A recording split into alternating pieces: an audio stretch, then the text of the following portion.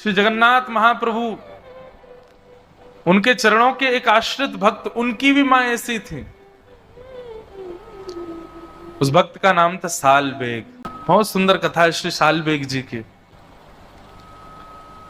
सालबेग जी की माता जी, उनका पूर्व चरित्र तो इतना विस्तृत नहीं सुनेंगे, पर बस इतना मात्र समझ लीजिए कि एक म्लेच्छ व्यक्ति ने अपहरण करके उनको ले गया और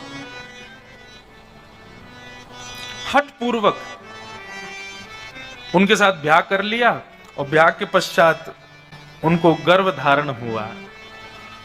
बहुत ध्यान से सुनना। तो जब गर्भ धारण हुआ तो समुद्र में अपने प्राण त्यागने के लिए जाने लगी।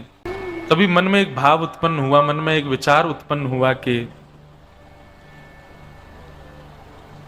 इसने क्या बिगाड़ा किसी का, इसका क्या दोष, मैंने अपने जन्मों के, पूर्व जन्मों के पाप के कारण ये सब मैंने सहा, पर इस जीव की क्या गलती है, इसको मैं क्यों मार रही हूं। बस वह भाव चित्त में आया और अपने प्राणों का त्याग करने जा रही थी, रोक लिया स्वयं को। कुछ समय के पश्चात उस बालक ने जन्म लिया। उसके पिता का नाम था कालबेग और उस बालक का नाम रखा गया सालबेग। सालबेग बचपन से ही अपनी मां के पास, मां के प्रति ज्यादा आकर्षण था, मां के साथ रहते थे और मां उनको श्री जगन्नाथ जी की सुंदर सुंदर कथा सुनाती थी। दर्शन करने कभी नहीं गया, कोसों दूर गांव में रहता है सालबेग। सालबेग बचपन से ही कोई भी बात होती, जगन्नाथ जी जगन्नाथ जी जगन्नाथ जी के बारे में उनकी माता जी सुनाती रहती। जगन्नाथ जी के ऐसे बड़े बड़े नेत्र हैं, तेरे को पता है ऐसे बड़े नेत्र क्यों उनके? सालबेग कहता क्यों? बोले इतनी भीड़ होती है मंदिर में, सब लोग उनको देखें नहीं देखें, इसलिए ठाकुर जी के बड़े बड़े नेत्र हैं। बोले तुम मुझे मत देख पाओ, मैं तो तुम सबको देख रहा हूं। सालबेग कथा सुनता, पर जैसे जैसे थोड़ी आयु बढ़ने लगी, सालबेग अब कहता मां आप केवल कथा सुनाती हो, मुझे जगन्नाथ जी से मिलाओगी कब? मैं जगन्नाथ जी के पास जाऊंगा कब? इस प्रश्न का कोई उत्तर नहीं था मां के पास। कैसे जाएं? पिता बड़ा निष्ठुर है, मारेगा, हत्या कर देगा दोनों की। लेकिन सालबेग को कुछ कहती नहीं। एक दिन सालबेग अपनी मां के साथ छत पर बैठे थे और तभी गांव के लोग भर भर के सामान बैलगाड़ियों में और जा रहे थे। सालबेग ने पूछा मां ये सब लोग कहां जा रहे हैं? मां ने कहा अरे सुंदर तिथि आ रही है, श्री जगन्नाथ जी, बलभद्र जी, सुभद्रा जी तीनों रथ में आरूढ़ होंगे और श्री मंदिर से चल करके वह रथ 2-3 दिन का समय लगा करके और फिर गुंडीचा पहुंचेगा। ठाकुर जी पूरे विश्व के जगन्नाथ है ना, सबको दर्शन देने के लिए बाहर आते हैं। ऐसे उछल उछल करके ठाकुर जी सीढ़ियों से नीचे आते हैं, पंडाओं के कंधे पर हाथ रख करके, और भगवान फिर रथ में विराजमान होते हैं। इतने लोग खींचते हैं, लाखों की तादाद में भीड़ जाती है। सब बातें मैया बताने लगी। बोले वहीं सब दर्शन करने जा रहे हैं। सालबेग पीछे पड़ गया। बोले मां मुझे भी जाना है, मुझे भी जाना है, मैं देखना चाहता हूं वो कैसे, आपने सब कुछ बताया मुझे, उनकी रसोई कैसे बनती, उनका श्रृंगार कैसे होता, उनकी आराधना कैसे होती, उनका मंदिर कैसा है। अरे मुझे तो ये भी पता जगन्नाथपुरी में कौन कौन सी गलियां, आपने सब मुझे बताया, पर मैं प्रत्यक्ष नहीं देख पाया हूं मां, मुझे देखना है उनको। मां ने समझाया। बोले सालबेग मेरे चाहने से तो तू जगन्नाथ जी को नहीं देख पाएगा, अब तो तेरे पास एक ही उपाय है। बोले क्या? तू जगन्नाथ जी को प्रार्थना कर कि वो तुझे अपना दर्शन दे। तब भक्त सालबेग उस दिशा की ओर देखता है जहां श्री मंदिर विद्यमान है और आर्त क्रंदन करते हुए एक उड़िया भाषा में एक पद गाता है। बहुत सुंदर भाव। अहे नील शैल प्रबल मत्तावरण, प्रबल मत्तावरण, मुआरत नलनी बन कुकर धनन अहे नीलशैल प्रबलमतावरण प्रबलमतावरण मुआरतननी बनकुकर दनन अहे नीलशैल। साल्विक कहता है, अरे नीलाचल पर्वत के मतवाले हाथी जगन्नाथ, नीलाचल पर्वत पर आप विराजते हो। और मतवाला हाथी क्यों कह रहे हैं? बोले क्योंकि जब आप मंदिर से उतर करके नीचे रथ की ओर आते हो उस समय आपकी चाल गजगामनी होती है, आगे को जाते हो फिर पीछे होते हो। कभी देखा श्री जगन्नाथ जी जब रथ पर आरूढ़ होने के लिए आते हैं कैसी चाल होती है उनकी? इसलिए साल्विक कह रहा है, अरे ओ नीलाचल पर्वत के मतवाले हाथी जगन्नाथ, मोआरत नलनी बनकु कर दलन, मेरे हृदय रूपी सरोवर में मेरे आपके दर्शन रूपी आर्त रूपी कमल को आकर के अपनी सूंड से पकड़ करके उसका भेदन कर दीजिए ना नाथ। सबको दर्शन देते हो, आप जगन्नाथ कहलाए जाते हो, मुझ पर कृपा नहीं करोगे? अच्छा शायद इसलिए कृपा नहीं कर रहे क्योंकि मैं एक म्लेच्छ का बेटा हूं, मैं एक मुस्लिम का बेटा हूं। नाथ, ये भेद दृष्टि आपके अंदर नहीं है। गजराज चिंता कला खाई घोर जलेन, गजराज चिंता कर खाई घोर जलेन, चक्र पेशी नक्र नाशी उद्धरी अपन। अगर आप ये सोच करके नहीं आ रहे कि मैं एक म्लेच्छ का बालक हूं नाथ, तो आप तो वो हैं जो इंसान नहीं था, गजेंद्र।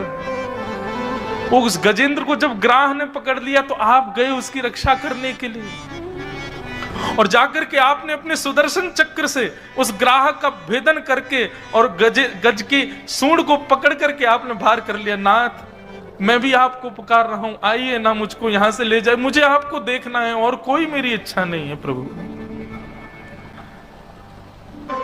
कहे साल बेग इन जाती मुयवन, श्रीरंग चरण तल कर शनि जनन अहे नीलशैल। साल्वेग तो अपने घर की छत पर खड़ा खड़ा गा रहा है, जिस दिशा में जगन्नाथपुरी है उस दिशा में देख करके गा रहा है।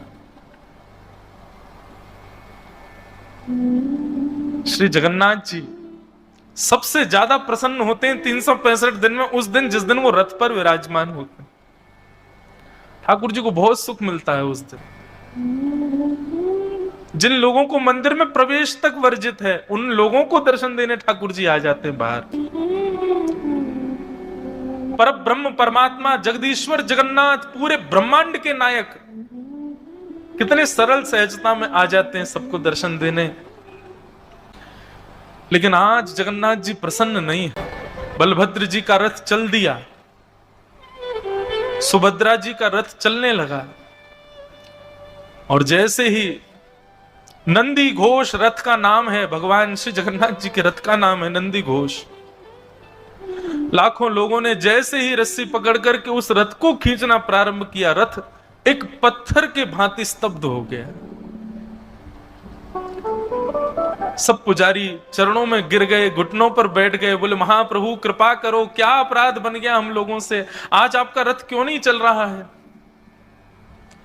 राजा ने जाकर के विनती की, ठाकुर जी के चरणों में प्रणाम किया।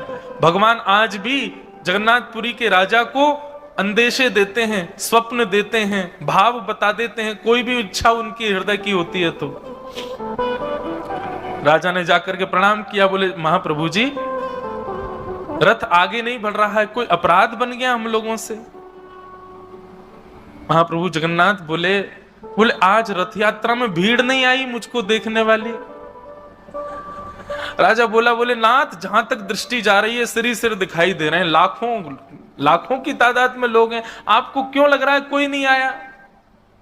बोले पता नहीं, मुझे तो कोई दिख ही नहीं रहा है, बस बार बार कानों में एक ही ध्वनि आ रही है, अरे नीलाचल पर्वत के मतवाले हाथी मुझ पर कृपा करो। तब श्री जगन्नाथ जी कहते हैं मुझे आज कोई नहीं दिख रहा है, मुझको केवल एक मेरे वैष्णव की इच्छा है, जब तक वो नहीं आएगा मेरा रथ आगे नहीं बढ़ेगा। बोले कौन है? ठाकुर जी ने दिशा बताई, इस दिशा में इतनी कोस दूर पर एक गांव है, वहां पर एक मेरा सालवेग नाम का छोटा सा नन्हा सा बालक मेरा भक्त है, वो करुण क्रंदन करते हुए मुझे पुकार रहा है, उसको लेके आओ, जब तक नहीं आएगा मेरा रथ नहीं बढ़ेगा आगे।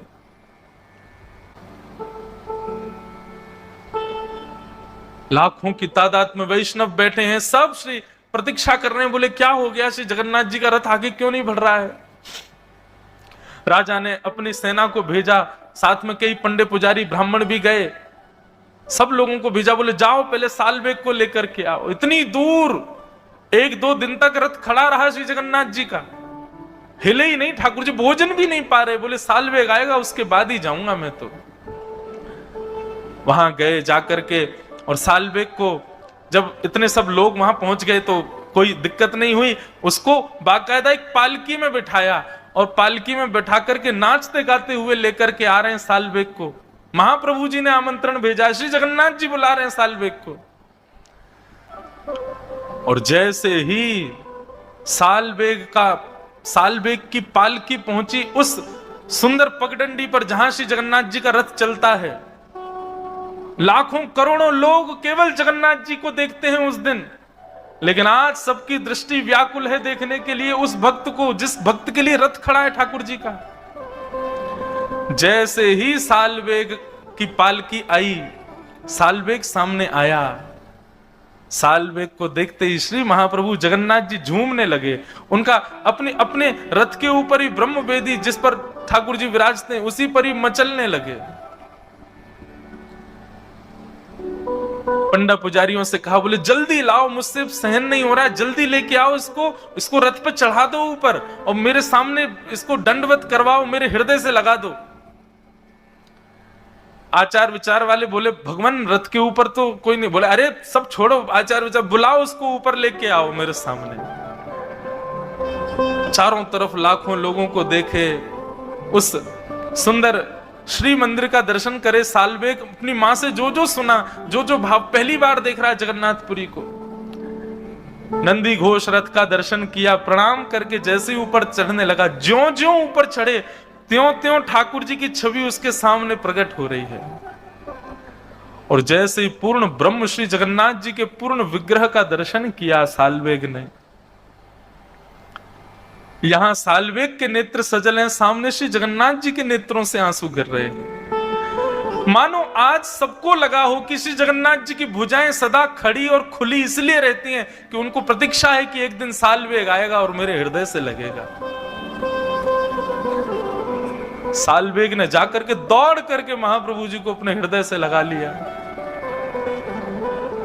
देख करके पूरा जगन्नाथपुरी उस दिन भावावेश में प्रवृत्त हो गया।